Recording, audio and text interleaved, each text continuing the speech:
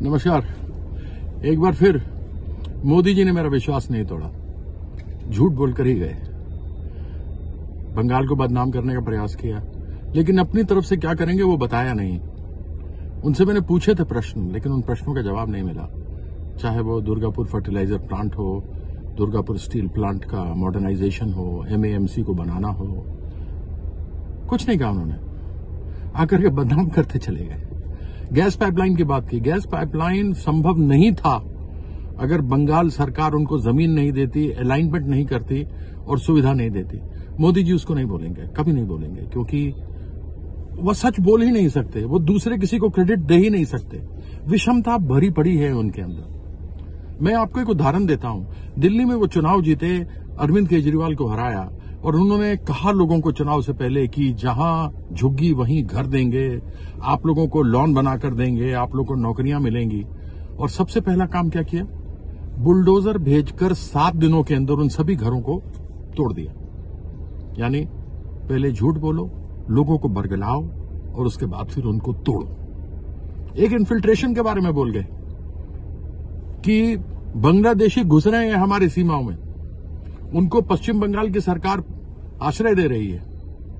अरे नरेंद्र मोदी जी, क्या देश के लोग इतने बेवकूफ हैं जितना आप समझते हैं? अगर आपको दिमाग नहीं है तो क्या देश में लोगों को दिमाग नहीं है? भोले भाले लोग हैं, दिमाग नहीं है क्या? आपकी केंद्र वाहिनी, आपकी बीएसएफ, आपकी सीआरपीएफ, आपकी मिलिट्री, वो तो अमित शाह के अंतर्गत है। आप क्यों घुसने देते हैं? आप क्यों हम लोगों को बदनाम करते हैं? आप बंगालियों को जहां रह रहे हैं पूरे देश भर में, जो बंगला बोलते हैं उन सबों को आप पिटवा रहे हैं। आपकी भारतीय जनता पार्टी की सरकार में हो रही है। और अगर इन्फिल्ट्रेशन पे आप तृणमूल को दोषी ठहराते हैं तो फिर जम्मू कश्मीर में जो आतंकवादी घुसते हैं वहां तो भारतीय जनता पार्टी के लेफ्टिनेंट गवर्नर शुरू से रहे। वहां पे तो अमित शाह होम मिनिस्टर हैं, होम उनकी, मिलिट्री आपके राजनाथ की, गवर्नर वहां पर मनोज सिन्हा, और वैसे भी वहां के मुख्यमंत्री बोलते हैं कि हमारे पास तो कुछ है नहीं, सब कुछ तो इन्हीं के पास है। तो इसका मतलब कि आप घुसवाते हैं आतंकवादियों को और चुनाव के पहले ये घटना करवा करके लोगों को बरगलाते हैं, उसके बाद चुनाव जीतते हैं आप। ये अभी तक आतंकवादियों को पता नहीं लगा जो 26 लोगों को मार के चले गए। क्या अमित शाह ने उनको वीजा दिया था क्या कि वीजा पर लो, आओ यहां लोगों को मारो और जाके छुप जाओ? ट्रंप आपकी बेइज्जती करता रहता है। 25 बार बोल चुका है कि मैंने सीज फायर करा है, जबकि देश में यह तय किया गया था कि भारत पाकिस्तान के बीच में तीसरा कोई आएगा नहीं, लेकिन आपके समय में घुस लिया। झूठों के सरदार हैं आप। ये इन्फिल्ट्रेशन की बातें ना करो। ये बंगाल में जो घर मिले हैं, बांग्लार बाड़ी, जो पैसा आपको देना था आपने नहीं दिया। मैंने पूछा था आपसे, क्यों नहीं दिया? मनरेगा का देना था आपको, आपने दिया नहीं। आपसे पूछा था, क्यों नहीं दिया? भाई बहनों, यहां पर नौकरी नहीं मिल रही।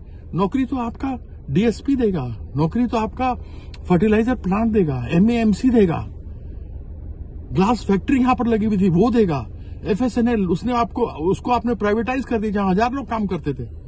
मोदी जी झूठ मत बोलो। बंगाल की जनता आपको जानती है, बंगाल की जनता आपको समझती है। आपके झूठ के पुलिंदे जो यहां पर फेंक करके जाते हैं, जुमले मारते हैं, हम सबों को मालूम है। इसलिए माफ करिए, इस बार आप 0 पर आउट होने वाले हैं, 0 पर 0, 0।